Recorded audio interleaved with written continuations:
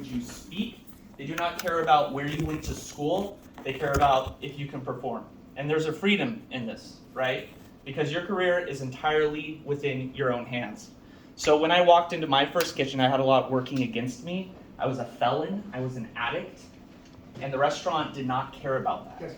The restaurant gave me an opportunity to provide for my family and build a career where I could become a stable, fully functioning member of society. This is one of the few industries that you can do that in, right? Another word that I like to associate with the types of people that do well in this industry is autodidact, right? So auto is Greek, it means self. Didact is another Greek root, and that means teach, self-taught. So self-taught people excel within the restaurant industry because it is all about taking your career into your own hands. And those are the types of people that I look for when I'm hiring, right? So I do understand a lot of people are working in kitchens or in hotels because they're in a transitionary period.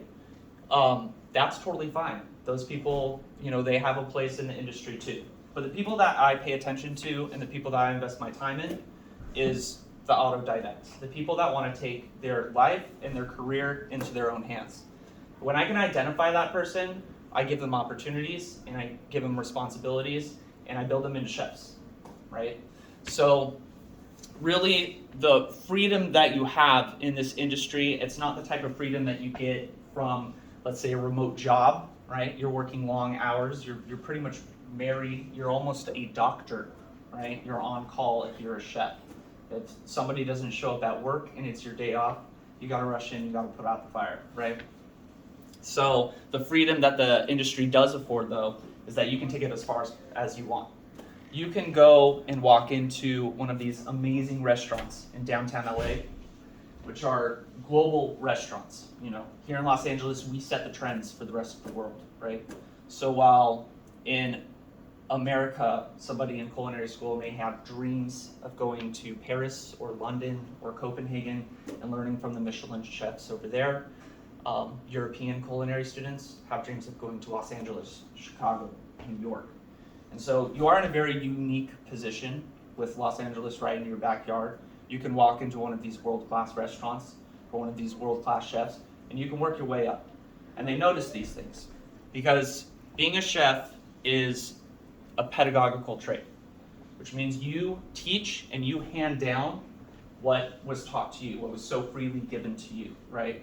Chefs have a reputation for being pretty gruff people, maybe messy people, right? And so most chefs come from this perspective that they were given an opportunity to make something of themselves. And so part of being a chef is not just cooking good food. It's about handing down what was given to you, what was taught to you. And that's how our industry operates. That's how our industry, it thrives. It's by teaching the person next to you.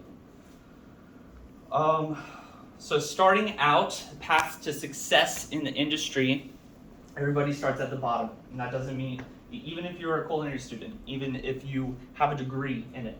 My parents were both chefs, and I grew up working in their restaurants, and I still started at the bottom. I still started tossing salads. When I walked into my first restaurant, that wasn't my parents.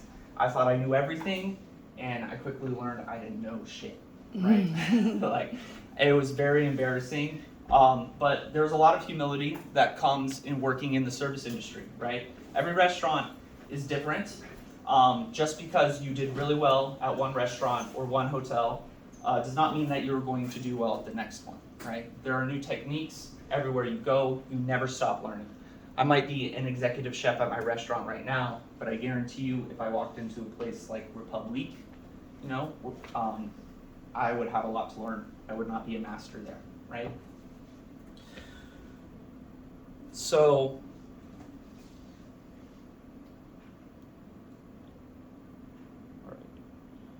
another part of being a chef, though, we have to talk about business. The people that really, really excel in the service industry are the people that are able to treat the restaurant, the hotel, as a business, right? So, can anybody tell me what the point of a restaurant is?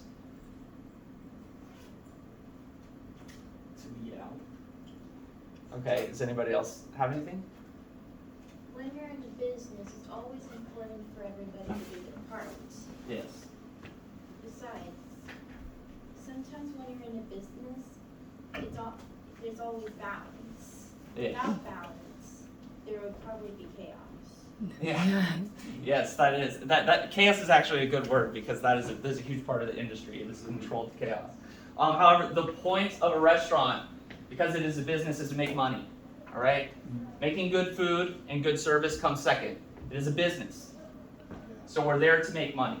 And if you approach everything from that perspective, right? Like, how do you make money in the service industry? It's by providing good service and good food, right?